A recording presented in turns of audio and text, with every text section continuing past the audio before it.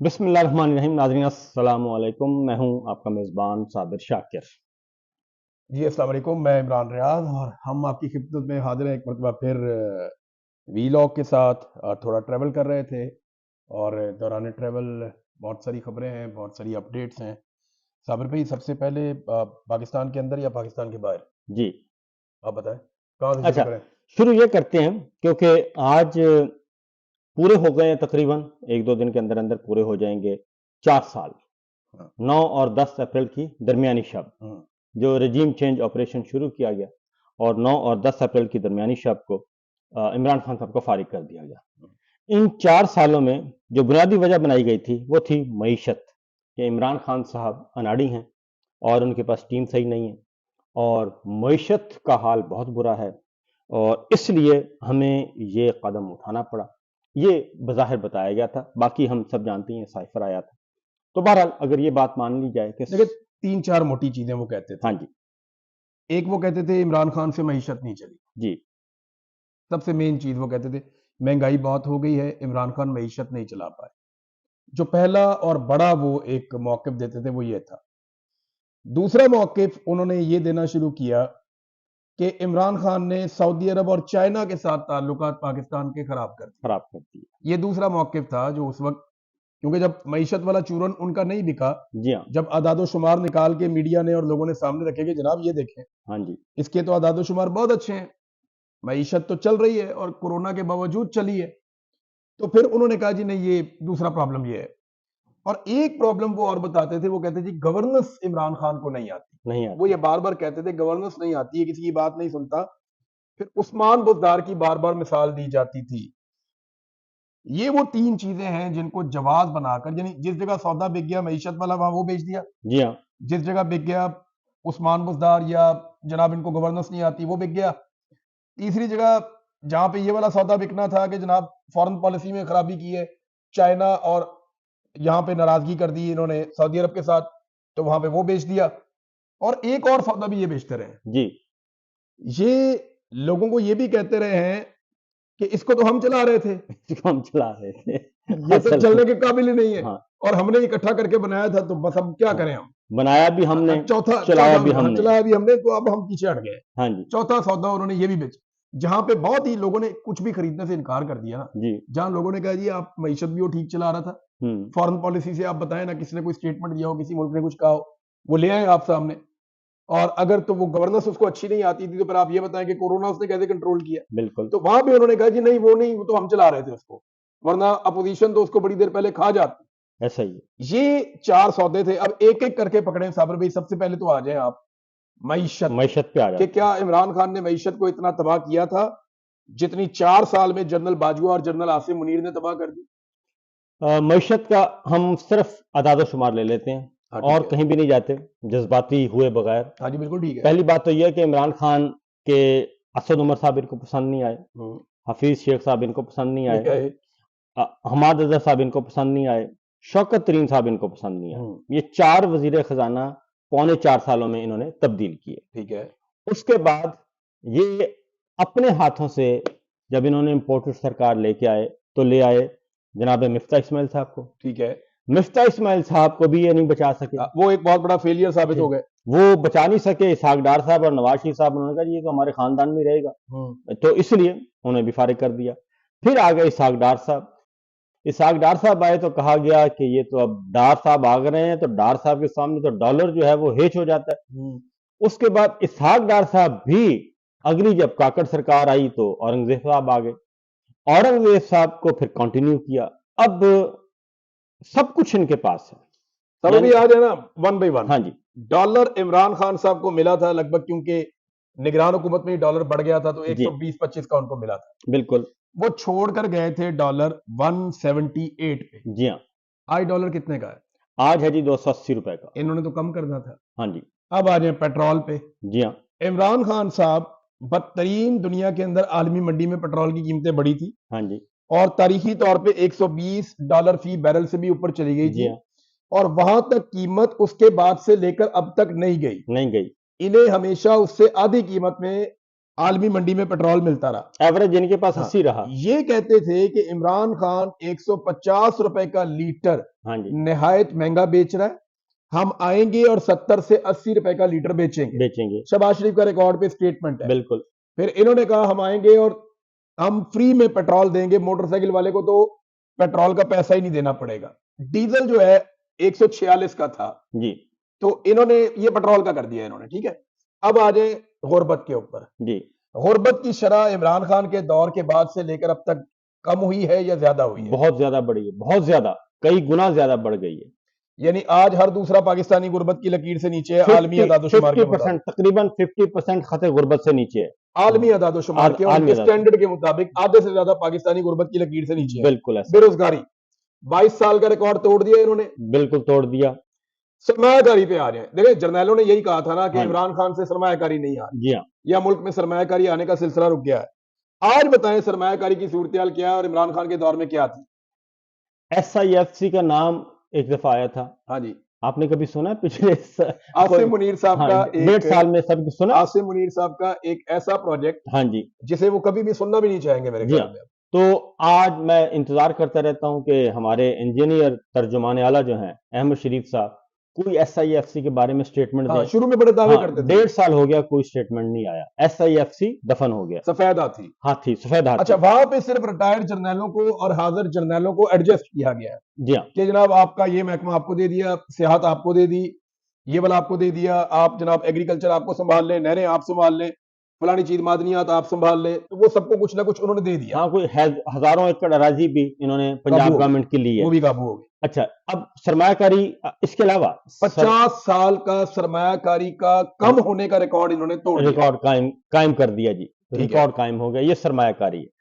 $100 ارب کا normal figure بولا تھا ہمارے فیلڈ مارشل نے کہ $25 ارب سعودی عرب سے آئے گا، $25 ارب ہمیں UAE سے آئے گا، کوئی 25 قطر سے آ جائے گا، 25 پتہ نہیں کہاں سے آئے گا. $100 ارب کا کہا. اور 1000 ارب کہیں آپ کا یورپ سے بھی آ رہا تھا جو آپ کے وہاں سے کچھ لوگ پہنچے، ان کو بلایا گیا. جی ہاں، بلا کے بٹھایا گیا، پاکستانی خرچے پہ وہ گئے. تو آج تک $1 کروڑ بھی نہیں آ سکا جو کہ یہ بتا سکیں.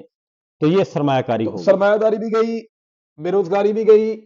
ہم نے بات کر دی پیٹرول کی، ہم نے بات کر دی غربت کی، مہنگائی کی. اب آ جائیں آپ ایک اور چیز پہ، انرجی پرائسز. انرجی پرائسز، بجلی کی قیمت فی یونٹ 16 روپے سے لے کر یہ ویری کرتا تھا، 20-25 روپے کا یونٹ ہو جاتا تھا. مہنگا یونٹ اتنے کا تھا 30 روپے میکسیمم چلا جاتا تھا، اور جو سستا یونٹ تھا وہ 16-12 روپے سے شروع ہو جاتا تھا، اس سے نیچے بھی جاتا تھا. ایوریج اگر ہم نکالتے تھے 16-17 روپے کا یونٹ بجلی کا بن جاتا تھا. آج ایک ایوریج یونٹ کتنے کا ہے بجلی کا؟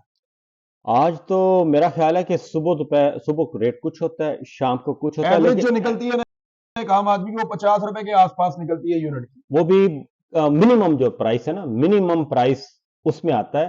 اور 100 یونٹ سے آپ یوں ہی کراس کریں وہی 50 روپے کا آپ کو 80 روپے تک چلا جاتا ہے.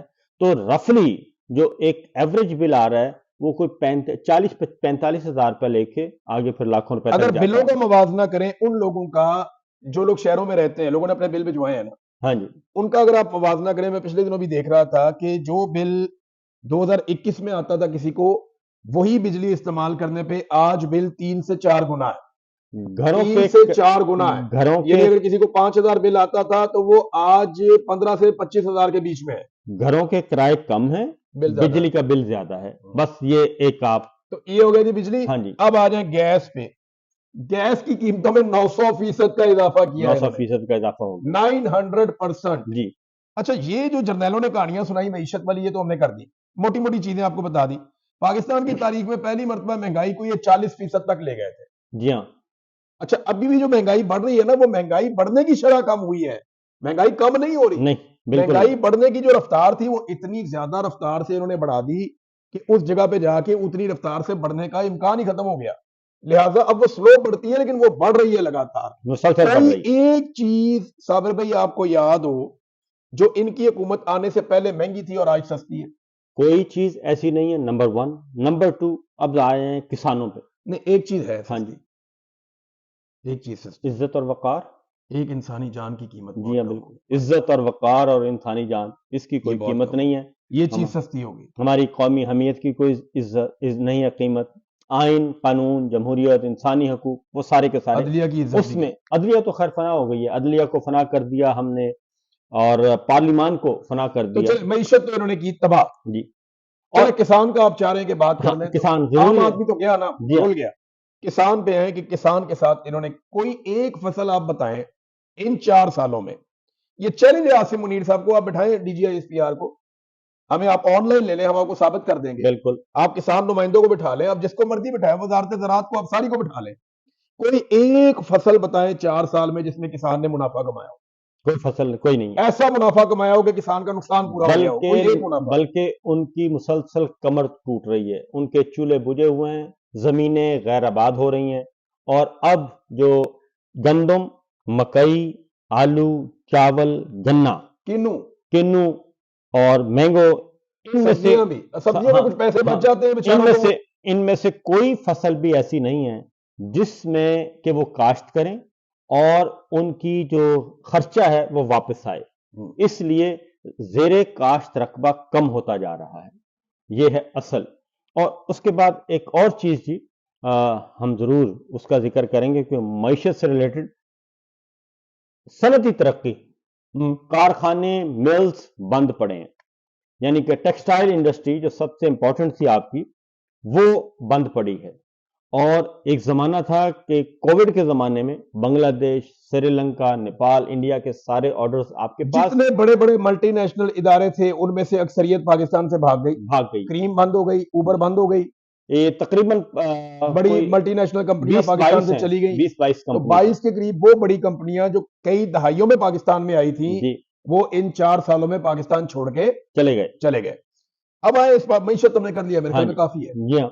इसके बाद आप आ जाएं कि फॉरेन पॉलिसी, जी हाँ, खारजा पॉलिसी पे। खारजा पॉलिसी पाकिस्तान की किसी भी मुल्क की खारजा पॉलिसी के जो बड़े फायदे होते हैं, नंबर 1 फायदा ये होता है कि सर मईशत पे एक बात जरूर करूंगा, जी बताएं। क्योंकि 75 सालों में जितना कर्जा लिया गया, बिल्कुल 75 सालों में जितना कर्जा पाकिस्तान ने 75 सालों में लिया, उतना कर्जा इन्होंने 3-3.5 साल में ले लिया। 4 सालों में लिया, एग्जैक्टली उतना कर्जा इन्होंने उतना ले लिया। या एग्री विद, ठीक है ना जी, और ये डाटा है, ये डाटा है जी, हम नहीं कह रहे, डाटा है। 88 हजार अरब रुपए तकरीबन इस वक्त करता है। उस वक्त कोई था 44-45 था, ये था, ये जरूरी बताना था। अब खारजा पॉलिसी पे खारजा पॉलिसी पे आ जाए। खारजा पॉलिसी का फायदा और नुकसान क्या होता है जी? नंबर 1 चीज तो ये होती है कि आपकी खारजा पॉलिसी ऐसी होती है कि आप खतरात में नहीं जाते, आपकी बचत होती है, आपके ऊपर बैरूनी हमले नहीं होते। दूसरा, आपको तिजारत में फायदा होता है अपनी खारजा पॉलिसी से, आपको इकोनॉमी में फायदा होता है। तीसरा, आपके मुल्क के अंदर सरमायाकारी आती है और सियाहत आती है आपकी खारजा पॉलिसी के नतीजे में। मुझे बताएं, हमारी खारजा पॉलिसी इनमें से कोई एक चीज कर सकी? कुछ भी नहीं कर सकी, क्योंकि खारजा पॉलिसी कहा गया कि इमरान खान को हमने इसलिए हटाया है कि ये तवाज़ुन नहीं कायम कर सका। इसने अमेरिका को भी नाराज कर दिया, इसने सऊदी अरब को नाराज कर दिया, इसने चाइना को नाराज कर दिया, इसने ईरान को चाइना पे आ जाए ना। जी हाँ, चाइना पे। चाइना के साथ ताल्लुकात कभी भी इमरान खान ने खराब नहीं किए थे, ये हम क्लियरली बता देते हैं। जनरल बाजवा की ये स्टेटेड पॉलिसी थी कि उसने अमेरिका के कैंप में जाना है और चाइना को गुड बाय कहना है। जनरल बाजवा की पॉलिसी थी, और जनरल बाजवा ने मीडिया की मौजूदगी में ये बात कही, और मीडिया के वो लोग सारे आज जिंदा है, कोई गवाही देना चाहे दे दे, जी हाँ, अगर कोई डिनाई करना चाहे तो वो भी कर दे। जनरल बाजवा ने, मैंने अपने कानों से सुना, आपने भी सुना, जनरल बाजवा ने कहा था कि मैंने अमेरिकन को कहा कि आप हमें ऐसे लोगों की तरफ क्यों धकेलते हैं जिनके जैसे हम कपड़े नहीं पहनते, जिनकी जुबान हम नहीं समझते, हमारे बच्चे वहां पढ़ने के लिए नहीं जाते, हमारी फैमिलीज वहां घूमने के लिए नहीं जाती, सैर करने नहीं जाते, हम कपड़े आपकी तरह के पहनते हैं, आपकी जबान को समझते हैं, हमारी फैमिली आपके मुल्कों में सैर करने आती है, हमारे बच्चे आपके मुल्क में पढ़ने आते हैं, तो और आप हमें चाइनीज की तरफ क्यों धकेल रहे हैं? एक बात जो उनके दिल में थी, मन में थी, जो नहीं कही, कि हम तो अपनी सारी प्रॉपर्टीज, अपनी जायदाद अपने सारे मगरबी मुल्कों में बनाते हैं, हम तो चाइना नहीं जाते। तो ये उन्होंने, कोई मेरा ख्याल है कम से कम भी 25 जर्नलिस्ट थे उस दिन, 2 दर्जन से आए थे जब उन्होंने ये बात कही। तो ये स्टेटेड पॉलिसी थी पाकिस्तान की एस्टेब्लिशमेंट की कि हमने चाइना से पीछे हटना है और हमने अब बढ़ना है टुवर्ड्स अमेरिका, और ये पॉलिसी ये बना चुके थे। जी हाँ। تو جنرل باجوہ نے اپنے دور میں چائنا کے پروجیکٹس کے اندر گند مارنا شروع کیا تھا، بالکل اور اس میں پی ٹی آئی والے چاہے ناراض ہو جائیں لیکن ان کی گورنمنٹ کے کچھ وزراء بھی استعمال ہوئے، استعمال ایسے ہوئے کہ اور انہیں لا کے فائلیں دی گئی، جناب چائنیز کرپشن کر رہے ہیں، میں چائنیز دو نمبری کر رہے ہیں، سب سے بڑی آپ اس معاملے کو اٹھائیں۔ سب سے بڑی کرپشن پتہ ہے کیا بتائی انہوں نے؟ کہا یہ تو پاور پلانٹ والی ہے، سڑکوں پاور والی، پلانٹ ہاں، والی کے ایک پروجیکٹ جو پاور پلانٹ کے تھے اس میں شہباز شریف کا جو کک بیکس ہیں وہ اصل لاگت سے زیادہ ہیں، ہاں، اور جو کک بیکس ہیں انہوں نے کہا تھا 7 ارب ڈالر، 7-8 ارب ڈالر۔ ہاں، یہ چودھری غلام حسین صاحب رپورٹ بھی کر چکے ہیں، مسلسل ہم رپورٹ کر رہے تھے، تو اور یہ خبریں کبھی بھی پولیٹیکل سائڈ سے نہیں آتی، نہیں آتی تھی۔ اسٹیبلشمنٹ یہ بات پھیلا رہی تھی اس دور میں، ہر صحافی کو بتاتی تھی، وزراء کو بتاتی تھی، ہر جگہ پہ یہ خبر اپوزیشن کو بھی دیتی تھی کہ جناب چائنا پاکستان کے ساتھ زیادتی کر رہا ہے، اور انہوں نے جان بوجھ کر چائنا کے ساتھ تعلقات خراب کیے۔ اب یہ جو باجوہ کے دور میں ہو رہا تھا نا 70 کی سپیڈ سے، جی عاصم منیر صاحب کے دور میں چائنا کے ساتھ ہمارے تعلقات خراب ہوئے ہیں 100 کی سپیڈ سے، بالکل ایسا ہی ہے۔ وہ زیادہ خراب ہوئے ہیں۔ ابھی آپ نے دیکھا کہ چائنا نے پیسے واپس مانگے کہ جی واجبات ادا کریں پاور پلانٹ کے۔ بالکل اچھا، یہ پاور پلانٹ ان کی چھیڑ بن گئی ہے۔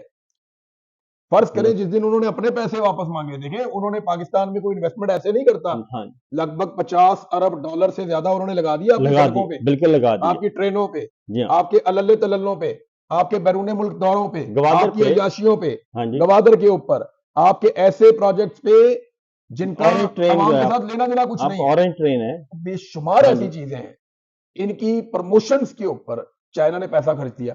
اب جب وہ پوچھے گا کہ لاؤ جی کدھر ہے 50 ارب ڈالر، 60 ارب ڈالر، تو یہ پیسہ کہاں سے واپس کریں گے؟ اور یہ جو سی پیک تھا، یہ جو انویسٹمنٹ ہوئی ہے، سی پیک کا ایک دروازہ ہے آپ کا گلگت بلتستان، دوسرا دروازہ ہے گوادر، تو گلگت بلتستان والا دروازہ بھی خراب اور گوادر والا بھی خراب، اور اس کے بعد یہ صرف ایک ملک کا پروجیکٹ نہیں ہے سی پیک، یہ بیلٹ اینڈ روڈ انیشیٹو کا بے ایک شمار پارٹ ہے۔ درجنوں ملک ہیں اس کے اندر، اس کے بعد اگلا ہے آپ کا افغانستان، اس کے بعد آگے سینٹرل ایشین اسٹیٹس، ایران ہے، اور سینٹرل پھر ایشیا ہے، ترکی ہے، پھر یورپ کی طرف جاتے پھر ہیں۔ آپ پانیوں میں گزر جائیں گوادر سے، اور آگے روٹس ہیں آپ زیادہ بہتر جانتے ہیں۔ اس کے بعد پھر انہوں نے سی پیک انہوں نے تھوڑا سا ہاتھ کھینچا، اس سے کہیں زیادہ ایران کے ساتھ چائنا نے کر لیا، اور اگلے 50 سال کا انہوں نے ایک تجارتی ایران معاہدہ کے کر ساتھ ان کا تجارتی ہاں معاہدہ جی، ہے، ان کا افغانستان کے ساتھ بڑے شاندار معاہدے ہیں، افغانستانی گورنمنٹ کے ساتھ وہ کام کر رہے ہیں اس وقت۔ اور جو ٹرین شیخ رشید صاحب انہوں نے بہت کوشش کی اور وہ کامیاب ہو گئے تھے، سینٹرل ایشیا کو جوڑنا ہاں چاہتے جی، ٹرین اور تیز رفتار برق رفتار جو ٹرین تیز ترین رفتار وہ بنانی تھی، اور ایک تجارتی روٹ تھا۔ ہیں، یہ اس کو یورپ کی طرح آپس میں ہاں کنیکٹ جی، کر رہے تھے۔ اور اس میں تو میں خود موجود تھا ازبکستان میں، اس کانفرنس میں تو میں خود موجود تھا کہ ہم نے پاکستان سے چائنا سے پاکستان، پاکستان سے افغانستان، آگے سینٹرل ایشین اسٹیٹس، وہاں تک ہم نے جانا تھا، اور اس روٹ یہ سارے کا سارا بند پڑا ہے۔ اور پھر عاصم منیر صاحب کے زمانے میں پھر امریکن ایمبیسیڈر گئے بلوچستان، وہاں پہ انہوں نے ایک ویڈیو ریکارڈ کی کہ ہم آ گئے ہیں یہاں پر، تو یہ کس کو میسج تھا؟ تو یہ تو ہے ہمارا چائنا کے ساتھ تعلقات یہاں تک پہنچے ہوئے ہیں۔ نہیں، ابھی آپ نے اسحاق ڈار صاحب کے ساتھ چینی وزیر خارجہ کی باڈی لینگویج دیکھی ہے آپ نے؟ ایسی باڈی لینگویج تو آپ کو انڈین وزیر خارجہ ایک کے بات ساتھ بھی نہیں بتاؤں، ملتی۔ ہم پھر بھی شرم حیا کر لیتے ہیں کہ ایسی باتیں نہ کی جائیں۔ چائنا ان کے کان میں وہ کچھ کہہ رہا ہے، وہ کچھ بتا رہا ہے کہ کوئی گھر تو چھوڑ دیں کم از کم۔ دیکھیں انہوں نے امریکن خوشنودی کے لیے، کیونکہ ان کو ڈر یہ تھا کہ اگر ٹرمپ بھی خلاف بولا ان کے تو یورپی یونین پہلے ہی خلاف ہے، برطانیہ میں پہلے ہی اوورسیز پاکستانیوں نے پورا گراؤنڈ بنایا ہوا ہے، اگر ٹرمپ بھی ان کے خلاف ہو گیا تو پھر ان کو بچنے کے لیے رستہ نہیں ملے گا۔ انہوں نے جا کے ٹرمپ کے پاؤں پکڑ لیے، بالکل انہوں نے کہا جی ہم امن کا نوبل انعام بھی دیتے ہیں، ابو کا ٹائٹل بھی دیتے ہیں، جو آپ مانگتے ہیں ہر چیز ہم آپ کو دے دیتے ہیں، آپ جو مانگتے ہیں آپ کو ہم دیتے ہیں، جو نہیں مانگتے وہ بھی ہم آپ کو دیتے ہیں، ایسا ہی ہوا۔ ہمیں پروٹیکشن چاہیے۔ جی ہاں، ٹرمپ نے ان کو پروٹیکشن دی، ان کے اوپر ہاتھ پھیرا اور ان سے اپنا کام نکلوانا شروع کیا۔ یہ چڑھ گئے افغانستان کے اوپر بم لے کے، بالکل ایسا انہوں ہی نے ہوا۔ مار وہاں پہ بم، کبھی ادھر تباہی کبھی ادھر تباہی، اسپتال کے اوپر بھی مار دیا۔ دیکھیں امریکن آشرواد ملا ہوا نا، تو اسرائیل دیکھیں کیا کرتا ہے، جی ہاں، امریکن آشرواد سے ہی کرتا ہے نا غزہ میں، ہاں جی، تو ہمیں بھی یہ امریکن آشرواد مل گیا، ہم نے کہا پھیل دو۔ اب دیکھیں انڈیا کے ساتھ پاکستان جنگ لڑے گا, ہم پاکستان کے ساتھ کھڑے ہوں گے ہمیشہ, لیکن اب افغانستان کو جا کے مارنا شروع کر دیں گے اس بنیاد پہ کہ امریکہ کو بگرام ایئر بیس چاہیے, تو وہ نامناسب ہے بات. دیکھیں دہشت گردی پاکستان میں مجھے بھی پسند نہیں ہے, آپ کو بھی پسند نہیں, بالکل نہیں. بہت سارے ایسے لوگ بڑا اچھل اچھل کے جو بات کرتے ہیں اسٹوڈیو میں بیٹھ کے, ان کو یہ نہیں پتا کہ 2 مرتبہ دہشت گردی کے حملوں میں میں ہسپتال پہنچا ہوں, ایسا ہی ہے. میں زخمی ہو کر 2 مرتبہ دہشت گردی کے حملوں میں ہسپتال پہنچا ہوں, کئی دفعہ میں مرتے مرتے بچا ہوں. میں تو براہ راست اس کا وکٹم ہوں, میرے کئی دوست مارے گئے دہشت گردی میں ایسا ہی جن کا میرے ساتھ تعلق تھا, بھائی بندوں کی طرح تھے, فوجی کئی دوست تھے وہ شہید ہو گئے. تو دہشت گردی کے ہم سب خلاف ہیں, لیکن اس کا یہ سلوشن نہیں تھا. یہ دہشت گردی کو ختم کرنے کے لیے افغانستان پہ اٹیک نہیں کر رہے. بالکل نہیں ہے. اگر یہ افغانستان کے اوپر دہشت گردی ختم کرنے کے لیے اٹیک کر رہے تو آج سے 20 سال پہلے کرتے نا, 10 سال پہلے کرتے. یہ اٹیک کر رہے ہیں امریکہ کی خوشنودی کے لیے, بگرام ایئر بیس امریکہ کو لے کر دینی ہے, جی ہاں. اور چائنا نے اس پہ سخت وارننگ کہہ جاری دیا. کی ہے کہ تم لا کے امریکہ کو دوبارہ یہاں بٹھانا چاہتے ہو. اللہ اللہ کر کے وہ یہاں سے گیا ہے, خطے میں کوئی ملک اس کو لا کے بٹھانے کے لیے تیار نہیں ہے. انڈیا بھی نہیں انڈیا تیار. کے بدترین تعلقات ہیں چائنا کے ساتھ, وہ پھر بھی لا کے ہاں جی. لداخ کے اوپر امریکہ بیٹھنا چاہتا تھا, ہاں جی. انڈیا نے نہیں دیا. باقی تبت کے اوپر کنٹرول ویسے ہی چائنا کا, لداخ پہ بیٹھنا چاہتا تھا, نہیں دیا. نیپال میں ان کی بات نہیں بنتی, کہیں اور ان کی بات نہیں بنتی, تو ان کو یہاں پہ افغانستان میں آ کر بیٹھنا تھا تاکہ چائنا اور رشیا دونوں کے اوپر وہ ایٹ اے ٹائم اپنی پالیسی وہاں پہ امپلیمنٹ کر سکے جو ان کے دماغ میں ہے. وہ ایک سرد جنگ ہے جو اب دوبارہ چلنی ہے. پہلے بھی آ کر امریکہ یہاں بیٹھا, 20-22 سال بیٹھا رہا, اس سے پہلے بھی آیا تھا جب یہ جہادی سسٹم سارا بنایا تھا. تو امریکہ لگ بھگ 30-40 سال سے ادھر ہے, ابھی چند سال سے امریکہ یہاں سے نکلا تھا عمران خان کے دورے حکومت. جی ہاں.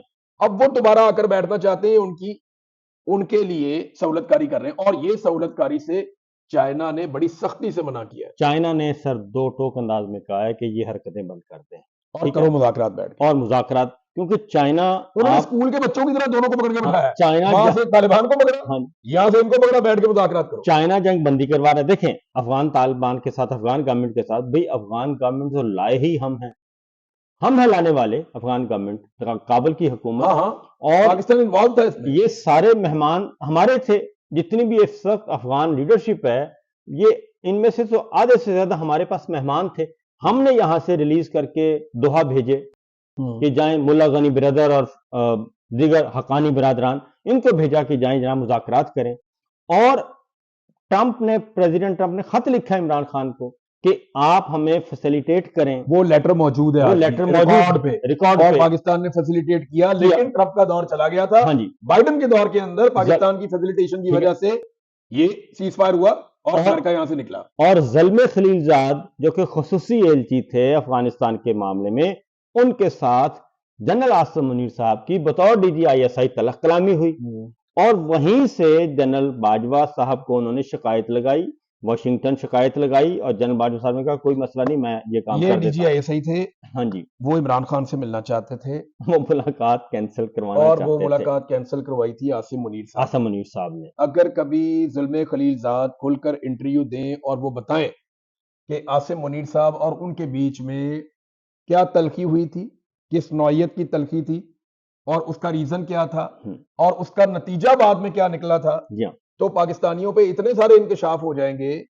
کہ پاکستانی سر پکڑ کے بیٹھ جائیں گے کہ اصل معاملہ تو کوئی اور تھا, کچھ اور تھا. یہ تو جناب دنیا کو کہانی سنا دی کہ بشرا بی بی کی کرپشن تھی, کوئی نہیں, کچھ اور یہ لے کر گئے فائل عمران خان کے پاس.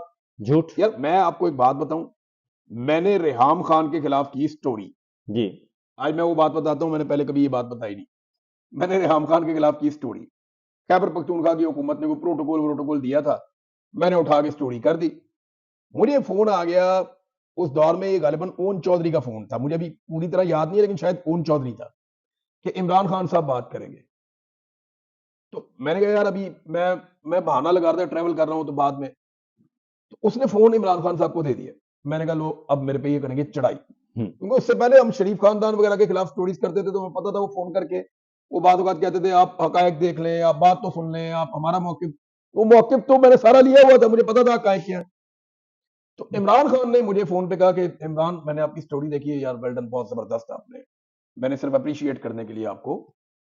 اچھا, میں اب حیران ہو گیا, میں نے کہا آپ نے سٹوری دیکھی ہے, میں نے دیکھی ہے تو میں آپ کو کر رہا ہوں نا, میں فون آپ کو تبھی کر رہا ہوں جب میں نے وہ سٹوری دیکھی ہے. میں نے کہا جی میں نے اس میں آپ کی اہلیہ اور جو آپ کی گورنمنٹ ہے اس کے خلاف میں نے سٹوری کی ہے. مجھے پتا ہے, میں اسی لیے تو آپ کو تھینکس کہہ رہا ہوں, آپ نے زبردست اسٹوری کی ہے, میں نے سمجھایا تھا ان کو تو ان کو جو ہے نا وہ ایسے ہی سمجھا. عمران خان صاحب نے اپنے طور پہ پہلے اپنی رائے دے دی ہوئی تھی, اس کے بعد جب میں نے اسٹوری کی اور پبلکلی جب ان کے اوپر یہ سارا برڈن پڑا تو عمران خان واز ہیپی. اب مجھے آپ یہ بتائیں کہ میرے جیسے صحافی کو وہ فون کر کے شکریہ ادا کر رہے ہیں, تو عاصم منیر فائل لے کر چلے گئے کرپشن کی عمران خان کے پاس, تو عاصم منیر کا انہوں نے شکریہ ادا کرنا تھا یا نکال دینا تھا؟ سر یہ اگر عاصم منیر صاحب کے پاس کوئی فائل تھی جی لے نا, لے آئے, بالکل آج لے آئے نا. میں کہنے لگا تھا اگر عاصم منیر صاحب کے پاس اس وقت فائل تھی 2018 میں, ہاں جی, اگر 2018 میں ان کے پاس فائل تھی تو تو 6 سال ہو توشہ گئے, خانہ والا کیس تو 2020 کا معاملہ ہے, 6 سال ہو گئے, 2020-21 کا معاملہ ہے نا توشہ خانہ والا. جی ہاں, اگر وہ پرانی کوئی فائل تھی, القادر والا معاملہ بھی اس کے بعد کا ہے. سوری 8 سال ہو گئے سر پرانا دیکھیں نا, وہ فائل لے آئے نا, ہاں, اس فائل میں کیا تھا, کون سی کرپشن تھی, کون سی چیزیں تھی, لا کے ثابت کر دیں. کیونکہ فائل واپس ہی لے گئے تھے نا وہ. سر دیکھیں, وہ یہ سب سے بڑا الزام یہ تھا کہ یہ کہتی ہیں اور عثمان بزدار بندے آگے پیچھے کرتا ہے, ہاں جی, یہی تھا نا. جی ہاں, وہ بندے کہاں ہیں جو آگے پیچھے ہوئے؟ ہاں جی, عثمان بزدار کدھر ہے؟ جنہوں نے پیسہ دیا وہ بندے کدھر ہے؟ جی ہاں, وہ جو عثمان بزدار تھا وہ کدھر ہے؟ وہ جو خالد جمیل گجر تھا جی ہاں, وہ کدھر ہے؟ وہ بھائی سارے ادھر ہی ہیں. جی ہاں, آپ نے کسی کو بھی نہیں پکڑا, کہانی ایک سنا دی لوگوں کو, جناب اس کے اوپر بلیو کرو. اب آگے دو چیزیں کہ فارن پالیسی کا ستیہ ناش انہوں نے کیا, بالکل, چائنا کے ساتھ تعلقات, افغانستان کے ساتھ تعلقات, انڈیا کے ساتھ وہ آپ کا پانی روک کے بیٹھا ہوا, آپ کھلوا نہیں پا رہے, نہیں پھول, کشمیر کا نام لینا آپ نے بند کر دیا. ختم, پھر آپ کا جو ایک اسرائیل اور فلسطین کے حوالے سے ایک پالیسی تھی, اس میں ایک بہت بڑا شفٹ آ گیا. بالکل آ گیا. یو اے ای آپ سے پیسے واپس مانگ رہا ہے, وہ کہتے ہیں جی لڑکے وہاں سے ہمیں ڈیپورٹ کیا جا رہا ہے. سر مستقل بنیادوں پہ ان کی طویل دورانیے کی کٹی ہو گئی ہے یو اے ای سے. اب ایک آپ کا رہ گیا سعودی عرب. سعودی عرب رہ گیا. سعودی عرب سے یہ یاد ہے آپ کو 4 مرتبہ عاصم منیر صاحب گئے, تو 3 مرتبہ ان کی محمد بن سلمان سے ملاقات نہیں ہو سکی, اور جب لڑائی شروع ہوئی تو اس کے بعد پھر ملاقات بھی ہوئی شہباز شریف, وہ بھی شہباز شریف صاحب کے ساتھ, ان کی موجودگی میں. اور تو سعودی عرب بھی کوئی بہت خوش نہیں ہے. اور ایران جو شکریہ ادا کرتا ہے نا, وہ ہمیں پھنساتا ہے ایکچولی. وہ شکریہ ادا کر کے باندھ لیتا ہے کہ اب ہم نے جناب شکریہ ادا کر دیا, اب یہ ہمارے اوپر حملہ نہیں کریں گے. اب آ جائے امریکہ, تو سر ڈونلڈ ٹرمپ کو سب پتا ہے اور امریکنز کو بھی سب پتا ہے, وہ جانتے ہیں پاکستان میں کیا ہو رہا ہے.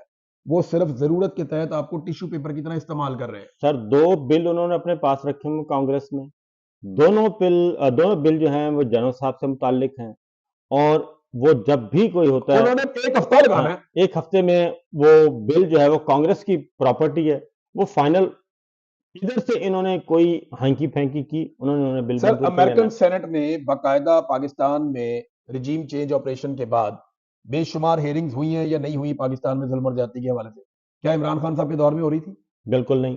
اچھا, اب برطانوی پارلیمنٹیرینز اور برطانوی پارلیمنٹ کے اندر پاکستان کے اندر جو ڈیبیٹ ہوئی ہے پاکستان کے حوالے سے, کیا عمران خان کے دور میں ہو رہی تھی؟ بالکل نہیں ہو رہی تھی. یورپی یونین میں جو کچھ آج ہو رہا ہے انسانی حقوق کے حوالے سے, جو پاکستان کے بارے میں ڈسکشن ہو رہی ہے, کیا وہ عمران خان کے دور میں ہو رہی تھی؟ اس نظام, اس 4 یورپی یونین, سر 4 سال کے اس انہوں نے فیک نظام جو قائم کیا, آئی ایم ایف کی رپورٹ ان کے خلاف, کامن ویلتھ کنٹریز رپورٹ ان کے خلاف, یورپی یونین کی رپورٹ ان کے خلاف, ایمنسٹی کی ان کے خلاف, ہیومن رائٹس واچ کی ان کے خلاف, وائٹ ہاؤس رپورٹ اور وائٹ ہاؤس رپورٹ ان کے خلاف, اور اقوام متحدہ کی انسانی حقوق کونسل کی جو بائیڈن کے دور کی بھی ان کے خلاف, اور اقوام متحدہ ہیومن رائٹس کونسل کمیٹی کی رپورٹ بھی ان کے خلاف. یہ ان کے خلاف ہے ان کی خارجہ پالیسی, یہ ان کی خارجہ پالیسی ہے. اور آج جی ایس پی پلس اسٹیٹس, یہ اس کے لیے کندھا ڈھونڈ رہے ہیں جس کے اوپر یہ ڈالیں. اور دوسرا بندوق کسی کے کندھے پہ رکھنی ہے انہوں نے. ابھی عمران خان کا بیٹا اس میں یہ پھنسانے لگے تھے. ہاں جی, تو جی ایس پی پلس اسٹیٹس کے بارے میں پاکستانی اسٹیبلشمنٹ کو ان کے سکوں نے باقاعدہ آگاہ کر دیا ہے کہ آپ کی حرکتوں کی وجہ سے یہ چلا جائے گا. فیٹف میں نام ڈلا نون لیگ میں, نکلوایا عمران خان صاحب کے, حماد اظہر اور پوری ٹیم, اور یہ کہتے ہیں کہ یہ تو سارا کام, حالانکہ اس وقت انہوں نے فیٹف میں شرائط کیا رکھی تھی کہ ہماری لیڈرشپ کے کیسز ختم کیے جائیں, تو ہم جناب فیٹف کے اندر ووٹ ڈالتے ہیں. پیپلز پارٹی اور نون لیگ نے رکھا, انہوں نے یہ کہا تھا, اور وہ بل ہی منظور نہیں ہونے دیا تھا. تو جناب 2 چیزیں ہو گئی. ہاں جی, ایک ہوگی معیشت, جی ہاں, اور ایک ہو گئی خارجہ پالیسی. اب آ جائیں 2 اور چیزیں جن پہ ہم بات کر رہے تھے. ایک تو گورننس پہ ہم بات کر گورننس پہ آ جائیں کہ جناب عثمان, اور دوسرا وہ یہ کہتے تھے کہ ہم چلا رہے تھے, یہ ہوگا جی ہم نے بنایا تھا. رجیم چینج آپریشن ہو رہا تھا پاکستان کے میڈیا کو بار بار قائل کرنے کے لیے, اور جو ٹاؤٹس اس وقت بہت زیادہ متحرک تھے. ہمارے بہت سارے صحافی آج کل بڑے انقلابی بنے ہوئے ہیں، انقلابی وہ بھی اس وقت رجیم چینج آپریشن کے خلاف تھے، سر رجیم چینج آپریشن کے حق میں تھے، حق اس میں کے لیے رستہ بنا رہے تھے، اس کے لیے کالم لکھ رہے تھے، خفیہ ملاقاتیں کرتے ملاقاتیں تھے، بھی کر کالم رہے لکھتے تھے، تھے، بے شمار سب کچھ لوگ کر رہے تھے۔ رجیم چینج آپریشن میں ایک بڑا ریزن بتایا گیا کہ گورننس نہیں آتی عمران خان جی کو، اور عثمان بزدار اس کے لیے ایک سب سے بڑے پروجیکٹ کے طور پہ پورٹری کیا گیا کہ جناب یہ بندہ کیوں ہے، عمران خان کو گورننس نہیں آتی، گورننس کے ایشوز ہیں، ہمیں نون لیگ کو لانا پڑے گا، وہ تجربہ کار ہے۔ جی صابر بھائی، تجربہ کار تھا گورننس میں جی۔ انہوں نے وزیر داخلہ، سب سے پہلے بجٹ نہ دیکھ لیں، ایوان وزیر اعلیٰ، ہاں جی، ایوان صدر اور وزیر اعظم ہاؤس وزیر اعظم ہاؤس یا وزیر اعظم آفس، آفس، ان کا ڈیٹا آپ اٹھا لیں کہ عمران خان کے دور حکومت میں ان کا خرچہ کتنا تھا اور آج ان کا خرچہ کتنا ہے۔ نمبر زمین آسمان کا فرق۔ ٹریولنگ ایکسپنس بھی لے لیں اب آپ، وہ بھی لے لیں، غیر ملکی دورے لے لیں، یہی کہ کتنا خرچہ عمران خان کرتا تھا اور کتنا خرچہ یہ آج کرتے ہو رہا ہے، یہ پتہ کروا لینا، ہاں جی۔ ڈیٹا نکالیں، 4 گنا کا فرق پڑ گیا صابر بھائی۔ صرف ایک جہاز جو خریدا ہے 11 ارب روپے کا ملکہ عالیہ نے، صرف اس وہی کافی ہے، اور باقی اس پرائیویٹ اس جہاز پہ، اور اس کے علاوہ ہم اس طرف نہیں جاتے، لیکن تمام پرسنل وزٹ ان کے انتہائی پرسنل وزٹ وہ سرکاری وزٹ ہوتے ہیں، پرائیویٹ ایئر فورس کے جیٹ جاتے ہیں۔ عمران خان امریکہ کیسے گیا تھا؟ جی، commercial flight. Commercial flight. Imran Khan امریکہ میں جا کے رہا کہاں تھا؟ سعودی فلائٹ پہ گیا اور واپسی پہ وہ کمرشل فلائٹ پہ آیا۔ مجھے بتائیں کہ عمران خان امریکہ میں جا کر رہا کہاں پہ؟ وہ رہا ایمبیسیڈر کے گھر میں۔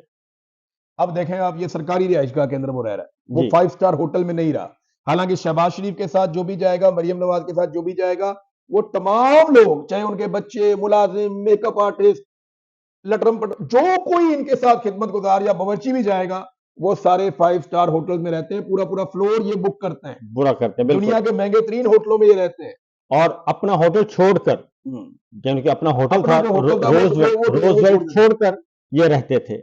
اور یہ صرف ایک جگہ نہیں بلکہ، اور پھر ساتھ لے کے جاتے تھے اپنے ہمارے دانشوروں کو بھی ساتھ لے کے جاتے تھے، بہت سارے دانشوروں کو۔ عمران خان کو سب سے بڑا تو ایک میڈیا کو یہ پرابلم تھا کہ عمران خان صحافیوں کو ساتھ لے کر ٹریول، وہ خود ٹریول نہیں کرتا تھا، وہ کہتا زیادہ تر ٹائم پاکستان میں رہتا تھا، وہ کہتا تھا خرچہ برداشت کرے گا ہر ٹی وی کا چینل، ٹی وی چینل برداشت کرے گا، آپ پیسے دے دیں، اپنا بندہ بھیج دیں، آپ بندہ بھیجیں اور کوریج کر لیں، ہم آپ کو فیسیلیٹیٹ کریں گے، وہ جو فارن آفس کرتا ہوتا ہے ویزا آپ کو دعوت نامے مل جائیں گے، باقی سارا مل جائے گا، وہ ہو جائے گا، اور یہ سب کچھ کرتا ہوتا تھا۔ گورننس میں ایک اور چیز تھی، عمران خان کے زمانے میں پہلے اعجاز شاہ تھے وزیر داخلہ، وہ ان کو پسند نہیں آئے، پھر انہوں نے وزارت داخلہ بھی تبدیل کروانے کی کوشش کی، اور پھر بمشکل شیخ رشید صاحب، تو شیخ رشید صاحب بھی ان کو پسند نہیں تھے، اس کے بارے میں باجوہ صاحب کہتے تھے کہ دیکھو انہیں شیخ رشید کے علاوہ انہوں کو ملیا ہی نہیں ہے، اور یہ روزانہ لسٹ بھیجتے تھے کہ جی اس کو لگا دیں، اس کو لگا دیں، اس کو لگا دیں، یہ اس وقت ان کا انٹرفیئرنس تھی۔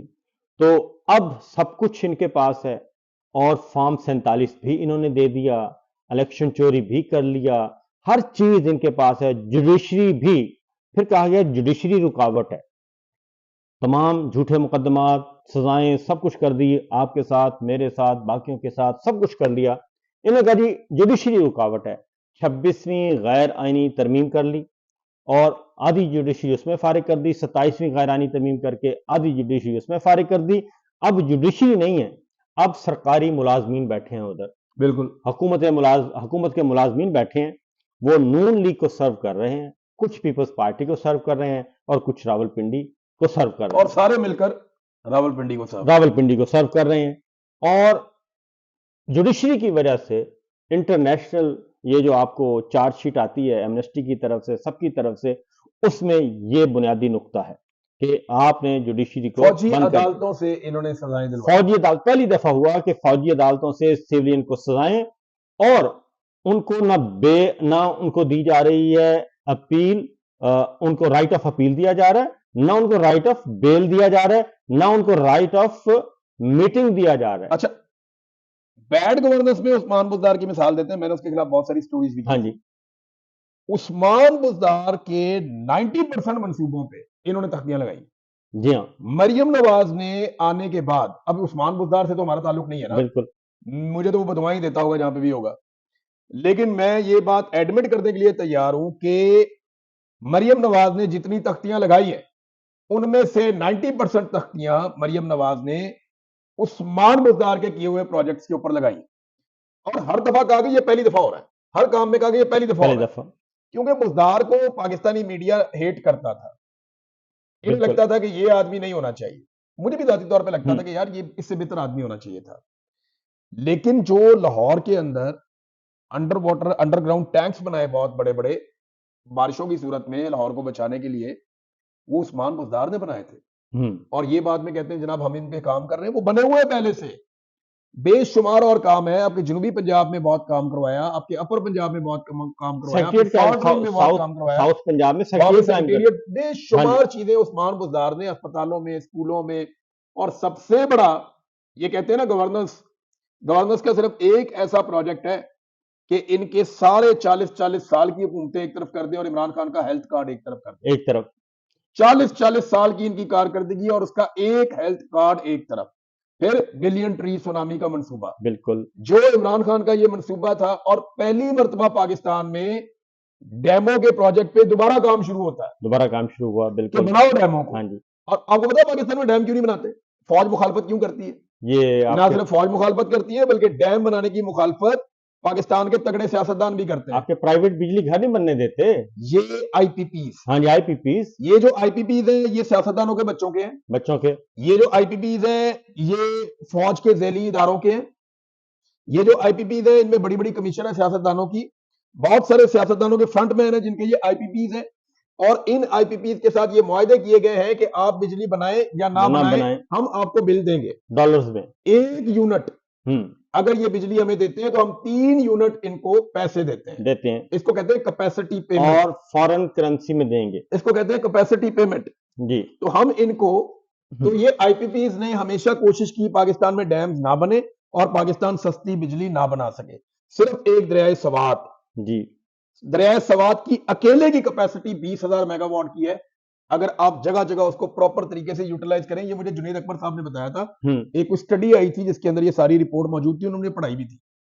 تو معاملہ یہ ہے کہ ڈیمز پہلی مرتبہ عمران خان کے دور میں بننا شروع ہوئے دوبارہ، پہلے بنتے تھے لیکن دوبارہ عمران خان نے یہ روک دیا تھا کافی عرصے سے، کیونکہ پیپلز پارٹی آئی تو راجہ رینٹل آیا، اس کے بعد شریف برادران آئے تو اس کے بعد آئی پی پیز کے عجیب و غریب قسم کے معاہدے، تو 10 سال یہ کام رک گیا تھا، 10 سے 12 سال یہ کام رک گیا تھا، عمران خان نے یہ کام دوبارہ شروع کیا، پرانی فائلیں نکالی، ان کو نکال کے چیک کیا، قیمتیں 4 گنا بڑھ گئی تھی، 3 واقعات ہوئے عمران خان صاحب کے زمانے میں، شوگر مل مالکان، شوگر مافیا، پہلی مرتبہ کسان کہتا ہے گنے کے پیسے مل رہے ہیں اور اس میں تحقیقات ہوئیں، بڑے بڑے نام آئے جو کہ 2 نمبر طریقے سے ریبیٹ حاصل کرتے تھے، ٹیکسوں میں چھوٹ لیتے تھے، اور اس میں شبر زیدی صاحب کہتے ہیں کہ جنرل باجوہ صاحب نے کہا کہ یہ کیا کر رہے ہیں آپ، یہ تو بڑے بڑے کاروباری لوگ ہیں، ٹھیک ہے نا، اس کے بعد انہوں نے کہا سمگلنگ روکیں، انہوں نے کہا باجوہ صاحب نے کہا یہ کیا کر رہے ہیں آپ، اگر یہ کام روک دیا افغان بارڈر آخران بارڈر لگتی ہے نا یہ سارا، دیہڑی لگتی ہے، اس کے بعد شبر زیدی صاحب نے کہا کہ ہم نے ٹیکسیشن میں ریفارمز لانے کی کوشش کی، انہوں نے کہا یہ آپ کیا کر رہے ہیں، یہ تو آپ کاروبار یہ بند کریں سارا کچھ، شبر زیدی صاحب کو بھی فارغ کر دیا تھا۔ اس کے بعد ایک یہ شوگر مل مالکان، عمران خان شہریوں کے ساتھ کھڑے ہوئے، عوام کے ساتھ، اس کے بعد آتا ہے فلور مل آٹا مالکان، اس وقت بھی یہ 1 سال انہوں نے یہ بھی کوشش کی، اس کے بعد عمران خان کی گورنمنٹ کھڑی ہوئی شہریوں کے ساتھ، پبلک کے ساتھ، فلور مل مالکان کے ساتھ کھڑی نہیں ہوئی۔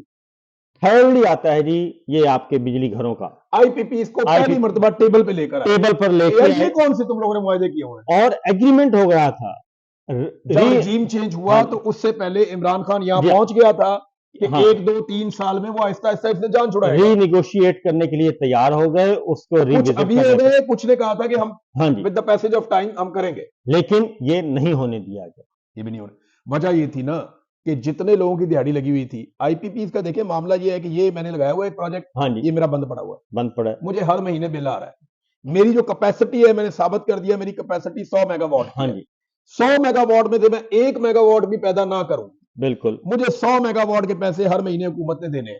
یہ ہے کیپیسٹی پیمنٹ جو حکومت پہلے دن سے کر رہی. اور شہباز شریف کا بیٹا جو سلمان شہباز, اس کو تو اربوں روپیہ ملا اس میں آپ کو بتاتا ہوں, پہلی دفعہ جب گورنمنٹ آئی نون لیگ کی تو ڈار صاحب نے سب سے پہلے 400 کچھ ارب روپیہ جو پیمنٹ کیا وہ آئی پی پیز کا کیا تھا. اور اور میں اس میٹنگ میں بیٹھا ہوا تھا, نواز شریف صاحب بھی بیٹھے ہوئے تھے. نواز شریف صاحب نے خواجہ آصف وزیر پانی و بجلی تھے, ڈار صاحب ساتھ بیٹھے ہوئے تھے, میاں منشا اس کے سب سے بڑے بینیفیشری تھے.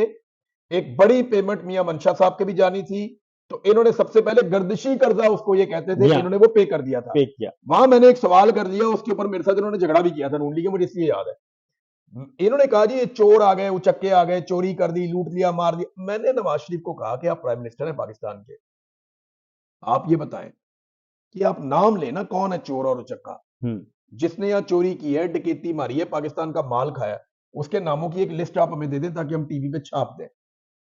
اب پرائم منسٹر کے لیول پہ یہ کہنا تو اچھا نہیں لگتا کہ جناب چوری ہوگی, ڈکیتی ہوگی. آپ نام بتائیں ہمیں کس نے کی ہے چوری اور ڈکیتی, ہم دنیا کے سامنے اس کو ننگا کریں. اور دوسری بات یہ ہے کہ آپ ان کو جیل میں کب ڈالیں گے یہ بھی بتائیں, کیونکہ اگر آپ نے ان کو جیل میں نہ ڈالا نا تو یہ جو آپ کے ساتھ بیٹھے ہوئے یہ بھی کل کو چوری کریں گے. وہ اس بات پہ ناراض ہو گئے میرے ساتھ. وہ ایسا ہی کرتے تھے, اور وہ اس کے بعد پھر وہ نہیں مجھے دوبارہ میٹنگ میں رابطہ نہیں کرتے تھے. تو یہ آپ کے بجلی گھروں کا معاملہ ہے. عمران خان کے جتنے بھی کووڈ پہ ہے نا, کووڈ پہ 100 سال کا ایک بہت بڑا جی ایک ڈیزاسٹر, ایک اتنا بڑا ایک پوری دنیا کے اندر ایک لہر آئی اور پوری دنیا متاثر ہو گئی. اور پھر دنیا نے جب کووڈ ختم ہوا جی تو انہوں نے کہا کہ دنیا میں ٹاپ 3 کنٹریز میں پاکستان شامل ہے, جس نے دنیا میں سب سے اچھا 200 ملکوں میں سب سے اچھا پرفارم کرنے والے جو ٹاپ کے 3 ملک ہیں ان میں ایک ملک پاکستان ہے. اور ہاں, آبادی کے نقطہ نظر سے جہاں بڑی آبادی ہے اور اچھا کنٹرول ہے اس میں پاکستان دنیا میں پہلے نمبر پہ تھا. اور جی میں آپ کو اب سیریسلی ایک چیز بتاتا ہوں, ان دنوں میں کیونکہ ہمارے رابطے ہی آئی ایس پی آر وغیرہ سے رہتے تھے, تو ان کے لوگ ہم سے رابطہ کر کے کہتے تھے کہ یار آپ لوگ اگر پرائم منسٹر کو ملیں تو آپ انہیں کہیں کہ پورا ملک لاک ڈاؤن کر دیں. ہاں جی, یہ بات اپوزیشن بھی کہتی تھی. پیپلز پارٹی نے کراچی کے اندر لوگوں کو رول کر رکھ دیا تھا جب انہوں نے لاک ڈاؤن لگایا تھا. مودی کو پورا انڈیا گالیاں دے رہا تھا, اس نے وہ جنتا کرفیو لگا دیا تھا کوئی, اور اس کی وجہ سے ہوا یہ کہ لوگ 2 مہینے ٹریول کرتے رہے اپنے گھروں میں جانے کے لیے, اور لوگ مرتے رہے. لوگوں کی لاشیں جو ہیں وہ دریاؤں میں پڑی ہوئی پاکستان میں بہ کے آ گئی.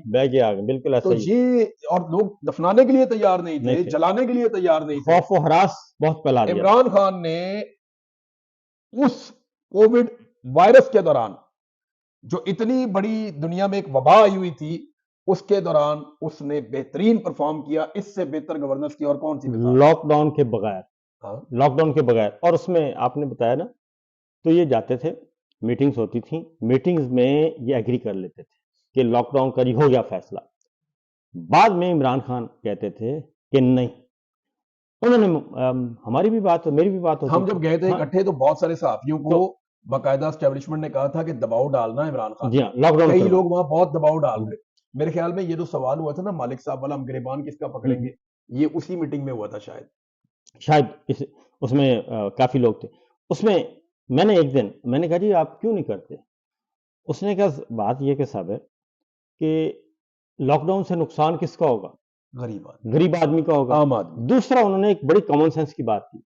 انہوں نے کہا کہ ہمارا جو ہم کون سا یہ پاکستان کے عوام ہے جو منرل واٹر پیتے ہیں, ہم نلکوں کا پانی پیتے ہیں, کمیٹیوں کا پانی پیتے ہیں, اور ہمارے ہاں امیونٹی سسٹم ذرا سٹرانگ ہے, تو عوام کو اتنا زیادہ اسمارٹ لاک ڈاؤن کی ایک ٹرمنالوجی وہ لے کر آئے. اس لیے انہوں نے کہا کہ جہاں جہاں ہوگا اس کو ہم کر لیں گے.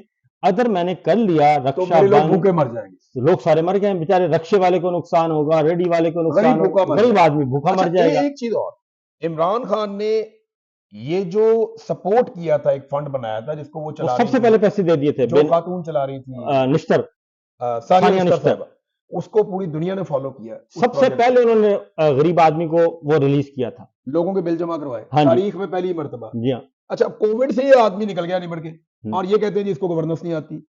تو اب تو ہو گیا اس کا جواب یہ کہ گورننس ان کو آتی تھی, قومی خزانے میں پیسے بھی زیادہ تھے, پاکستان 6% سے زیادہ پہ گرو بھی کر رہا تھا, 6.2, جو پاکستان کا نیگیٹو میں گیا جب اسٹیبلشمنٹ نے اپنا تجربہ کر لیا. اور اگر خدا نہ خواستہ یہ عاصم منیر اور ان کا ٹولہ جی کووڈ میں ہوتا اور عمران خان اس وقت نہ ہوتا تو یہ تو ہم لوگوں کی فاتحہ پڑھ دیتے ہیں آدھے پاکستان کی. سر میں آپ کو بتاؤں کہ جولائی میں آتے ہیں عمران خان صاحب, اپریل میں خواجہ صاحب کو بلا لیا جاتا ہے. جولائی 18 میں آئے, اپریل 19 میں خواجہ صاحب کو بلایا جناب باجوہ نے کہ آئیں جناب سنبھالیں, تیاری کرو, اسی پہلے تو انہوں دیں گے سینٹر. وہ تو کووڈ میں آتا تو ان کو تو مل جاتی حکومت. شہباز شریف صاحب آخری فلائٹ پہ گئے تھے اور وہ جو ہے نا مشہور تقریر جس میں کہتے ہیں کہ 70 روپے کم کیا جائے, یہ وہ اسی کی تقریر ہے کہ اندر بیٹھے ہیں اپنے کمرے میں بند, یہ وہ لگا کے کیا سینیٹائزر لگا لگو کے بیٹھے ہیں, وہاں پہ بیٹھ کے انہوں نے تقریر کی. وہ ہوا یہ کہ کووڈ آ گیا. نہیں 100 سے نیچے بھی پرائس گئی تھی عمران خان کے دور میں, پرائس ایک موقع پہ کافی نیچے بھی گئی تھی. انہوں نے کیا کیا, انہوں نے کہا کہ اب تو یہ کووڈ میں مارے جائیں گے, اب ہمیں کچھ کرنے کی ضرورت ہی نہیں ہے, اسی میں اور فنا ہو جائے. حکومت چاہیے نہیں, وہ چھپ کے بیٹھ گئے, اور چھپ کے بیٹھ گئے. جب انہیں پتا چلا کہ کووڈ سے انسان زندہ بھی رہ سکتا ہے تو پھر وہ باہر نکلے, باہر نکلے, اور اس میں پھر ہماری تب تک عمران خان نے بہت سنبھال لیا تھا. اور سب سے زیادہ صنعتی ترقی اس کووڈ کے دور میں ہوئی. اچھا ایک تو یہ کہ گورننس کا عمران خان کو پتا تھا یہ ان کا چٹا جھوٹ تھا. اب آ جائے کہ ہم نے عمران خان کو بنایا, یہ بیانیہ یہ آج بھی بیچتے ہیں بھئی اگر تم نے عمران خان کو بنایا ایک اور بناؤ. ہو گئے ہیں بناؤ نا, 4 سال ہو گئے. ان سے علیم خان تو بنا نہیں, جہانگیر ترین بھی ان سے نہیں بنا, اون چودھری بھی ان سے نہیں بنا, شہباز شریف بھی ان سے نہیں بنا, مریم صاحبہ, مریم بھی ان سے, ان کا پروجیکٹ ہے نا مریم آباد, وہ بھی ان سے نہیں بنی. بلاول صاحب, یہ کیا نا بلاول, وہ بھی ان سے نہیں بنا.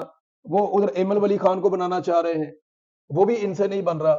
فضل الرحمان کو اٹھاتے ہیں, اس کے بیٹے کو بنانا چاہ رہے ہیں, وہ بھی ان سے نہیں بنا. ابھی ایک دو اور پارٹیاں لٹرم پٹرم چھوٹی موٹی ادھر ادھر سے لانچ کر دی, اس کو اٹھا کے تو بھی پارٹی بناؤ, اس کو اٹھا کے تو بھی. جواد احمد ان سے نہیں بن رہا, اتنے سارے اور لوگ ہیں. بھئی ان سے, بھئی تم نے اگر عمران خان کو بنایا تو بناؤ ایک اور. اور اگر دیکھیں اتنا بڑا دعویٰ ہے نا, یہ کہتے ہیں انہوں نے عمران خان کو بنایا. میں چیلنج کرتا ہوں کہ عاصم منیر صاحب سے کہیں کہ عمران خان کے مقابلے میں پاکستان کے جس حلقے سے الیکشن لڑنا لڑ لیں. اگر وہ عمران خان کے 10% ووٹ بھی لے گئے نا, 10% صرف, میں کوئی 100% نہیں کہہ رہا, عمران خان کے مقابلے میں وہ جیل میں ہی رہے بے شک. یہ پاکستان کے کسی بھی بنانے والے نا کہتے ہیں ہم بناتے ہیں, تو بھئی عاصم منیر ان کا سب سے مقبول آدمی ہے نا, سب سے مشہور آدمی ہے, فیلڈ مارشل بھی ہے. تو عاصم منیر صاحب کو الیکشن لڑوا رہے ہیں عمران خان کے ساتھ, اور پاکستان کے جس مرضی حلقے میں لڑوا لیں.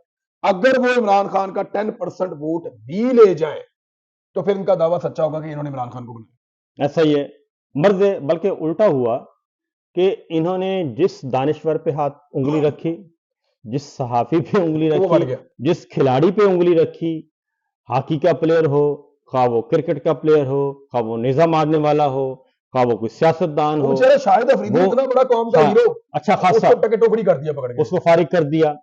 اور الٹا یہ کہ نسیم شاہ صاحب کو وہ ہیرو بن گیا. وہ بیچارہ بچہ جو ہے اس نے ٹویٹ کیا, اور ابھی اس کو وہ کر دیا انہوں نے کہ انجرڈ ہو گیا جی, وہ بھی انجرڈ, اس کو بھی پی ایس ایل سے فارغ کر دیا.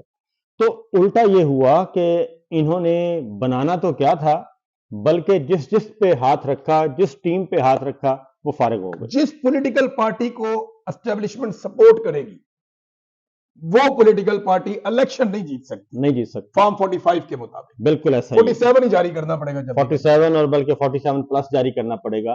تو یہ بھی ایک ان کا ختم ہو گیا, جھوٹ ثابت ہوا. ہاں یہ ضرور ہے. دیکھیں میں ایک چیز میں مانتا ہوں, پاکستان میں جس کی بھی حکومت بن رہی ہوتی تھی یا جو بھی اقتدار میں آنے والا ہوتا تھا, یہ جرنیل فائلیں اٹھا کے سب سے پہلے اس کے پاس پہنچ جاتے تھے. جی ہاں, army chief, D G I S I, اکا دکا, اور یہ سب سے پہلے اس کے گھر پہنچ جاتے تھے کہ سر یہ ہمارے 10-15 بندے ہیں, یہ ایڈجسٹ کر لیں, ہماری طرف سے تحفہ قبول فرمائے. تو یہ تحفہ تن 10-12-15 بندے دے دیتے ہیں, ہر پولیٹیکل پارٹی, نون لیگ کو بھی دیتے ہیں, پیپلز پارٹی کو بھی دیتے ہیں, وہ سیکشن 10 والے ہوتے تھے. انہوں نے پی ٹی آئی کو بھی دیے تھے. ہاں جی, پی ٹی آئی کو بھی 10-15 بندے انہوں نے پی ٹی آئی, لیکن پی ٹی آئی کو کرٹیل کرنے کے لیے سینٹرل پنجاب میں انہوں نے پی ٹی آئی کی 20 کے قریب سیٹیں چھینی. بالکل ایسا ہی ہوا, اور 20 سے زیادہ چھینی تھی. اور اس کی وجہ یہ کراچی میں چھینی. انہوں نے سیٹیں اس لیے چھینی تھی کہ ان کو پتا چل گیا کہ یہ اگر انڈیپینڈنٹ ہو گئے عمران خان صاحب آ گئے تو ہم انہیں کنٹرول کیسے کریں گے. سمپل میجورٹی رکھی گئی. آپشن پہلے دن سے رکھی ہوئی تھی کہ جب چاہیں گے ہم رجیم چینج کر لیں گے. یہ بدنیتی کے ساتھ انہوں نے سارا کام کیا تھا, جہاں انہوں نے اپنے 10-15 بندے ایڈجسٹ کروائے. اور دیکھیں وہ ایڈجسٹ کیسے ہوئے, پی ٹی آئی کا ٹکٹ ملا وہ جیت گئے. جو بندے انہوں نے ایڈجسٹ کروائے وہ ٹکٹ کے ذریعے کروائے تھے نا سر, ہمارے بندے کو ٹکٹ دیتے, بندہ بہت اچھا ہے, پیسہ بھی ہے, یہ لگا لے گا, کر لے گا, ہم سپورٹ کر دیں گے, بندہ جیت جائے گا. انہوں نے علیم خان کو اور جہانگیر ترین کو یہی اسٹوری سنائی تھی نا جا کے, انہوں نے آگے کا خان صاحب اچھا کینڈیڈیٹ ہے, تھوڑا سا ماحول بنا لیتے ہیں, ہم نکل جاتے ہیں. خان نے کہا ٹھیک ہے, اور خان اسٹیبلشمنٹ کے ساتھ بگاڑنا بھی نہیں چاہتا تھا. صحیح ہے. تو اور یہ سارے ایسے ہی کرتے ہیں نارملی, لیکن اب ٹرینڈ بدل گیا ہے, اب وہ معاملہ نہیں رہا. پاکستان کو یاد رکھیے گا 2022 میں ایک بریک لگتی ہے اور وہاں سے ایک نیا سلسلہ شروع ہوتا ہے, کیونکہ 2022 سے پہلے پوری پاکستانی قوم کی سوچ کچھ اور تھی. میرے سمیت پورے پاکستانی یہ سمجھتے تھے کہ پاکستان کی ملٹری اسٹیبلشمنٹ جو فیصلے کرتی ہے اس میں وہ پاکستان کے مفاد کو آگے رکھتی ہے. ایسا ہی ہے. ہمیں یہ سمجھ آئی 2022 کے بعد کہ نہیں, یہ ملٹری اسٹیبلشمنٹ جب بھی کوئی فیصلے کرتی ہے یہ پاکستان کو نہیں اپنے مفاد کو آگے رکھتے ہیں. اس سے پہلے جو غلط فہمی تھی وہ دور ہو گئی. تو اب آپ کو کتنا عرصہ ہو گیا باہر آئے ہوئے, ٹھیک ہے, ہاں جی, مجھے 4 سال ہو گئے ہیں. آپ حلفن, میں بھی حلفن کہہ سکتا ہوں, کوئی ایک بندہ آپ کو ملا جس نے یہ نہ بتایا ہو کہ ہمارے ساتھ سب سے زیادہ بڑا دھوکہ ملٹری لیڈرشپ نے کیا ہے. یہاں نا لوگ ملتے ہیں, وہ پتہ کیا کہتے ہیں صابر بھی, آپ کے سامنے ہی ملتے ہیں, آج بھی لوگ ملے تھے, بازار میں ہم جا رہے تھے, تو لوگ یہ کہتے ہیں کہ ہم جناب اپنی فوج کے لیے نا لڑ پڑتے ہوتے تھے, ملٹری اسٹیبلشمنٹ کے لیے, اپنے جرنیلوں کے لیے. جی ہاں, یہاں پہ کوئی ہمیں کہتا تھا نا, کوئی بنگالی ملتا تھا, کوئی بات کرتا تھا تو ہم اس کے گلے پڑ جاتے تھے. بالکل. وہ کہتے ہیں جی ہمیں یہاں پہ بلوچ ملتے تھے, وہ کہتے تھے گلا کرتے تھے, ہم ان کے گلے پڑ جاتے تھے. اس دن ہم کھانا کھا رہے تھے, ایک ڈومکی صاحب تھے, ہاں جی, ان کے بارے میں دوستوں نے بتایا کہ ہماری ان کے ساتھ کوئی 10 سال دشمنی رہی ہے. میں نے کہا جی کیوں رہی ہے, یہاں برطانیہ میں بھی دشمنی ہوتی ہے. انہوں نے کہا دشمنی اس لیے رہی کہ یہ بتاتے تھے کہ ہمارے ساتھ وہاں پہ ملٹری اسٹیبلشمنٹ زیادتی کر رہی ہے اور میرا خاندان قتل ہوا ہے. بالکل. اور بڑی زیادتی, وہ کہتے جی میرے ساتھ ہوئی. کہتے جی ہم نے پھر ان کے گھر جا کے معافی مانگی. ایسا ہی ہوا. جب ہماری آنکھیں کھلی 2022 میں تو ہم نے ان کے گھر جا کے معافی مانگی, جی ہم معذرت چاہتے ہیں, ہم نے آپ کے ساتھ زیادتی کی, ہم نے غلط الفاظ بولے, آپ کا دل دکھایا.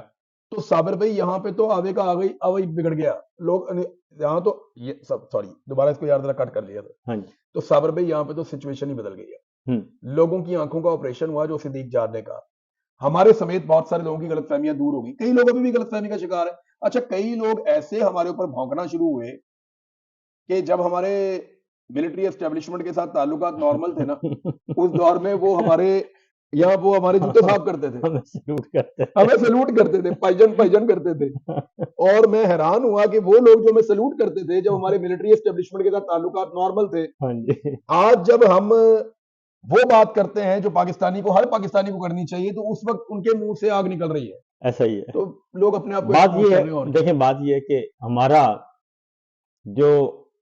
ہماری جو ان سے دوستی تھی اور ان کا احترام کا رشتہ تھا پاکستان کے لیے, احترام کا رشتہ تھا, وہ تھا پاکستان کے لیے, کہ پاکستان کو اچھا بنانا ہے, پاکستان کو کرپشن فری بنانا ہے, پاکستان کو گڈ گورننس دینی ہے, پاکستان کو آگے لے کے جانا ہے, اور پاکستان سے موروثی سیاست کا خاتمہ کرنا ہے. پاکستان کو یہ چند خاندان جو ہیں وہ لوٹ کر کھا گئے, تو ہماری سپورٹ کریں.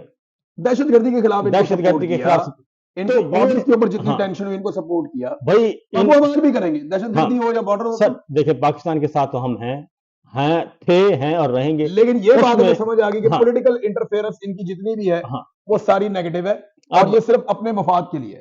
اب یہ جتنا بھی کر لیں. اب آتے ہیں ذرا جی اگلی بات پہ, کیونکہ ہم نے بھی ان کو کہا تھا کہ معاملہ خراب کہاں پہ ہوا. عرش شریف مرحوم شہید اور ہم کیا کہتے تھے, ہم کہتے تھے کہ آخری سال ہے الیکشن کا, آپ یہ پنگا مت لیں, الیکشن ہونے دیں, اور جو کام آپ کو امریکہ سے حکم آیا ہے, عمران خان نے کہا وہی کام میں نے کر دیا ہے, اسمبلیاں توڑ دی ہیں اور ہم الیکشن کی طرف جا رہے ہیں, تو میں ہٹ گیا ہوں, آپ الیکشن کروا لیں. اور جو آپ, لیکن جنرل باجوہ کو گارنٹی وہاں سے تھی. جی ہاں, جنرل باجوہ کو اس بات کا شک تھا کہ عمران خان الیکشن جیت کر دوبارہ آ جائے گا, اور جنرل باجوہ فوج کے اندر بھی اپنے لوگوں پہ بھروسہ نہیں کر رہا تھا. اسے لگ رہا تھا کہ کہیں پہ میں دھاندلی کرنا بھی چاہوں اور فوج کے اندر سے مزاحمت ہو جائے اور عمران خان دوبارہ پرائم منسٹر بن گیا تو میری تو چھٹی ہو جائے گی اور نیا جرنیل آ جائے گا. تو جنرل باجوہ کو ایکسٹینشن کا جو آسرا تھا وہ شہباز شریف نے دیا ہوا تھا. اس کے بعد جنرل باجوہ کو ایکسٹینشن کا آسرا شہباز شریف صاحب نے دیا تھا. ندیم عمران خان نے اسے گندا کرنے کے لیے کہہ بھی دیا تھا کہ یار ایکسٹینشن لینی تو میرے کو للہ ہے. ہاں یہی کہا تھا, لیکن ملک کا بیڑا گرک تو نہ کرنا, نہ کرو, تو یہی کام کرنا, تو مجھے بتائیں تو ملاقاتیں بھی ہوتی رہیں، لیکن پھر کامران خان صاحب کے ذریعے بھی کہلوایا گیا کہ انٹرویو میں بار بار، تو وہ بات نہیں بنی، اور جنرل عاصم منیر صاحب کا معاملہ نواز شریف صاحب کے ساتھ سیٹ ہوا تھا. ندیم انجم صاحب کو بھی کہا گیا ہم 5ویں 6 نمبر پر بھی جا سکتے ہیں، ان کو یہ دیا گیا کہ آپ کو آرمی چیف بنا دیں گے، تو ان کے ساتھ سب کو آسرا دے سب کو آسرا دے کے جنرل فیض کو بھی آسرا دیا تھا. جنرل فیض کو سب سے پہلی ملاقات ہی پشاور میں کور کمانڈر رانا ثناء اللہ، خواجہ آصف اور شہباز شریف جنرل فیض کو انہوں نے آسرا دیا تھا کہ تجھے بھی ہم آرمی چیف بنا سکتے. سر تینوں کو لے کے گئے تھے یہ فیض کے پاس، کور کمانڈر پشاور کے پاس، پہلی ملاقات اس سے کروائی تھی. تو بہرحال اب آتے ہیں ذرا کلوزنگ کی طرف کہ یہ سارا کچھ ہو گیا. اب یہ سارے 4 سال انہوں نے کھل کھیل کر لیا، ہر چیز ان کے کنٹرول میں آ گئی. فوج کو کیا ملا؟ فوج کو ملا جی ہاں پبلک جو ان کی ایک انکنڈیشنل سپورٹ کرتی تھی. جی ہاں پاکستان کی فوج اور عوام میں جو ایک رومانس تھا اس کا بہت بدقسمتی سے خاتمہ ہوا. پاکستانی جو ہیں وہ اب ادارے سے ناراض ہیں سخت، کیونکہ پاکستانی یہ نہیں کہتے کہ یہ چند جرنیلوں کی غلطی ہے، وہ یہ کہتے ہیں کہ چند جرنیل بھی تو ادارے میں صحیح ہے نا، تو ان کے خلاف کارروائی کیوں نہیں ہوتی. یہ جب آئین توڑ رہے ہیں، جب حلف کی خلاف ورزی کر رہے ہیں، تو ان کے خلاف ادارہ تادیبی کارروائی کیوں نہیں کرتا. یہ کیسے خارجہ پالیسی چلا سکتے ہیں، داخلہ پالیسی چلا سکتے ہیں، معیشت کو چلا سکتے ہیں، یہ سیاست میں کیسے مداخلت کر سکتے ہیں، انہیں کیوں نہیں ادارے میں پکڑا جاتا، گرفتار کیا جاتا. تو ایک عوام کے اندر سخت ری ایکشن ہے، ادارے اور پبلک کے اندر ایک خلیج پیدا ہوئی. فوج کو اس سے کچھ بھی نہیں ملا سوائے رسوائی کے اور تنہائی کے. اب میں آپ کو سیریسلی یہ بتاؤں کہ میں نے یہ فوج کے ساتھ بہت کام کیا بارڈر پہ کام کیا. میں سیاچن 3 دفعہ گیا ہوں. میں نے بڑے مشکل جو معاملات ہیں ان کے وہ بھی کور کیے، میں نے ان کی ٹریننگز کور کی. بارڈر پہ یہ کیسے رہتے ہیں، کیسے اٹھتے بیٹھتے ہیں، کس طرح اپنی مشکل زندگی گزارتے ہیں، فیسلٹیز بھی ان کے پاس کم ہے. میں نے وہ ساری چیزیں رپورٹ کی اور ڈیپ انسائڈ جا کے میں نے دہشت گردی کے واقعات کو رپورٹ کیا. بہت دور دراز علاقوں میں گیا جہاں دہشت گردی کے واقعات ہو رہے تھے، گولی چل رہی تھی، بم گر رہے تھے. 2 مرتبہ میں نے آپ کو بتایا میں اسپتال پہنچا ہوں بم دھماکوں کے نتیجے میں. تو میں نے بہت کام کیا تھا. میں نے دیکھا ان کی بڑی عزت تھی پبلک کے اندر، بہت زیادہ، لیکن وہ عزت اپنی غلط پالیسی کی وجہ سے وہ گوائی ادارے نے. آج مجھے یعنی تکلیف ہوتی ہے جب میں یہ دیکھتا ہوں نا کہ کوئی ایسا انسیڈنٹ ہوا اور اس کے بعد جو پبلک کا ری ایکشن آتا ہے افسوسناک، وہ افسوسناک ہے. وہ ویسا نہیں ہے جیسا ماضی میں ہوتا تھا. دیکھیں یہ ادارہ کسی کے باپ کا نہیں ہے، یہ پاکستان کا ہے، پاکستانیوں کا ہے. پاکستان کے عوام کا ہے جی، ہر پاکستان کا پاکستانی ہے، جو ہے وہ اس کو اون کرتا ہے. اور یہ سب ہم میں سے ہیں. دیکھیں جو ہمارے بچے ہیں نا جو فوج ہاں میں جی، جاتے ہیں، یہ کوئی سری لنکا، نہیں نیپال یا انڈیا ادھر سے سے تو نہیں تھوڑی آئے. ہیں. میرے اپنے رشتہ دار ہیں ہاں جو فوجی ہیں، میرے اپنے بھائی ہیں، دوست ہیں جو فوجی ہیں. کئی میرے دوست فوجی ہیں جو میرے ہم عمر ہیں، وہ تو اب کرنل شرنل بن گئے ہیں، اس سے بھی اوپر جا رہے ہیں، تو اب کوئی بریگیڈیئر بھی ہونے والے ہیں. تو اب وہ ساتھ ان کے زندگی گزاری ہوئی ہے، ان کے ساتھ ایک دل کا تعلق ہے، ایک رشتہ ہے. ان سے بات ہوتی ہے، ان کے دل بجھے ہوئے ہیں. یاد ہے ابھی ہم کھانا کھانے ایک جگہ پہ گئے تھے تو جی ایک ہاں کرنل صاحب آئے، جی، انہوں نے کان انہوں نے میں آ آ کے کے بتایا آپ کو کہ میں جفی ڈالی اور آپ کے کان میں کافی دیر بولتے رہے. تو میں نے کہا کیا کہہ رہے ہیں صبر بھائی آپ کو؟ تو انہوں نے مجھے مڑ کے بتایا، انہوں نے کہا جی میں ملٹری میں کرنل ہوں، میں ایک کام سے یہاں پہ آیا ہوں، میں معافی مانگ سکتا ہوں آپ لوگوں سے اور میں کیا کر سکتا ہوں. جی ہاں تو میں نے کہا نہیں ہمیں آپ سے ہمدردی ہے. تو اس نے کہا نہیں صاحب اب بہت دیر ہو گئی ہے، ہمیں بڑی تکلیف ہوتی ہے اس بات کی کہ اس یونیفارم کو ہم پہن کے نکلتے تھے، ہمیں بڑی رسپیکٹ ملتی تھی، ایسا ہی ہے. لیکن چند لوگوں کے غلط فیصلوں نے وہ عزت جو ہے نا وہ چھینی ہے اور وہ تکلیف ہوتی ہے. دیکھیں ادارہ کسی ایک آدمی کا نہیں ہے، ایک آدمی یا چند لوگوں نے آ کے ادارے کو بدنام ضرور کیا ہے، کالی بھیڑوں نے، میں آپ کو بتاؤں لیکن جی، یہ قوم نے اپنے خون پسینے کی کمائی سے اتنا بڑا طاقتور ادارہ بنایا. اور بہت زیادہ جو زہر ہے، یعنی کہ میں لفظ نہیں بولنا چاہ رہا وہ والا. جب آپ چوروں ہاں ڈاکوؤں جی، کے ساتھ مل ٹھیک ہے جائیں گے نا. تو لوگ آپ کو ویسے ہی دیکھیں گے. 9 مئی آپ کا، 26 نومبر مرید کے آزاد کشمیر، اور 8 فروری کا الیکشن یہ ہم چوری. طاقت دشمن کے خلاف تو استعمال کرتے ہیں، ہاں اپنے جی، لوگوں کے خلاف طاقت استعمال نہیں کرتے. اس کے آپ فوج کو پبلک کے ہاں، سامنے نہیں لے کر آتے. وہاں پہ یونیفارم کے اندر لوگوں نے گولی چلائی ہے، وہ بڑی زیادتی ہے، نہیں کرنا چاہیے. یہ سب کچھ ہے، اور میرا خیال ہے کہ ابھی بھی وقت ہے اور واپس جایا میں جائے. آپ کو ایک سیریس بات بتاؤں، ہاں جی، یہ آپ کہہ تو دیتے ہیں ابھی بھی وقت ہے، لیکن میں آپ کو سیریس بات بتاؤں، یہ نہ جتنا پلوں کے نیچے سے پانی چلا گیا نا وہ واپس نہیں آنا.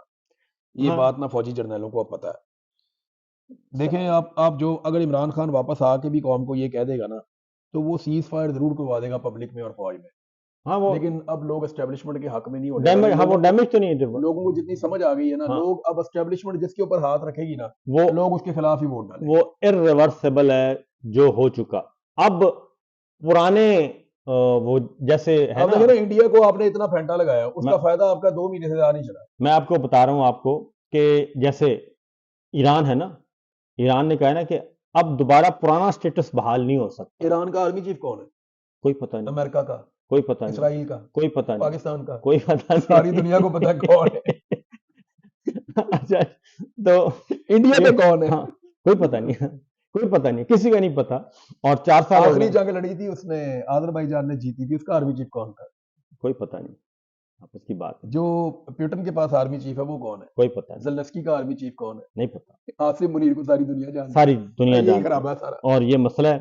اور پھر یہ کہتے ہیں کہ جناب اور پہلے اون کرتے تھے، اب پیچھے بیٹھتے ہیں. یہ بیانیہ بازی اور بیانیہ سازی سے باز آ جائیں تو میرا خیال ہے بہتر ہے. میں جو کہتا ہوں نا کہ ابھی بھی وقت ہے، وہ میں کیا کہتا ہوں، میں یہ نہیں کہتا کہ آپ تشریف لے آئیں، ہاں جی، میں یہ کہتا ہوں کہ ابھی بھی وقت ہے کہ سنبھل جائیں، قبلہ اپنی درست کریں. سوچ بدل لیں، ہاں، قبلہ درست کریں. کیونکہ ہم نے رہنا تو ایک ادھر ہی ہے نا، فالتو چیزوں میں سے نکلیں، ادھر ہی رہنا اپنی ہے. ڈیوٹی کریں. آپ سارے اپنا کام کریں اور باقیوں کو اپنا کام اپنا کرنے کام دیں. کرنے دیں. بالکل ٹھیک ہے. پاکستان نہ کو ایک نارمل ہاں، ملک کی طرح چلائیں. عدالت، وکالت، صحافت، سیاست، معیشت، معاشرت، خارجہ پالیسی، یہ سر آپ یہ کے کام. ایکسٹرا ذمہ داریاں لینا چھوڑیں. ہاں اضافی ذمہ سانو داریاں یہ چھوڑ دسو دیں. کہ کشمیر کس دن اسی جانا ہے. ہاں ابھی وہ والا کام کریں جس کے لیے آپ کو بنایا تیار کیا ہے. آپ 4 سرحدوں کی حفاظت کر لیں، پاک اور کشمیر کو بھی آزاد ہاں، کرو. 70 سال سے وعدہ کیا ہوا ہے. پاک انڈیا، پاک افغان، پاک ایران، پاک چائنا. ایک صرف آپ کا دشمن تھا اور اب آپ کی 4 سرحدیں غیر محفوظ ہیں. پاک افغان سرحد غیر محفوظ، پاک چائنا غیر محفوظ، پاک انڈیا غیر محفوظ، پاک افغان. چلے چائنیز ہمیں ویسے تو کچھ نہیں کہتے، لیکن وہاں سے جو گلگت بلتستان والا ایریا ہے وہاں سے اچھی خبریں تو نہیں آتی. سر وہ حساس ترین ہے، وہ حساس ترین بنا کرفیو دیا آپ لگا نے. دیتے ہیں وہاں. ٹھیک ہے نا، آپ نے کشمیر کو نہیں چھوڑا، کشمیریوں کو نہیں بخشا، گلگت بلتستانی کو انہوں نے نہیں ڈیڈ بخشا. لائن دی ہوئی ہے مئی ہاں کی جی، تاریخ کی. انہوں نے اس کے بعد انہوں نے پھر نکل آنا ہے. تو بہرحال جی یہ ہے خبریں 4 بہت سال لمبا کا ہو گیا میرے احاطہ خیال میں. بس. یہ ہاں لوگوں جی، کو ہم نے ساری رائے دے دی ہے. ہاں جی. یہ وہ 4 چیزیں تھیں. اور آگ بھی بجھ گئی ہے. چلے ابھی اور لکڑی بھی کم ہے. چلے اجازت چاہتے ہیں ناظرین اجازت آپ دیجیے سے. جی، اجازت دیجیے. اللہ اللہ حافظ، حافظ. اللہ اللہ حافظ. حافظ.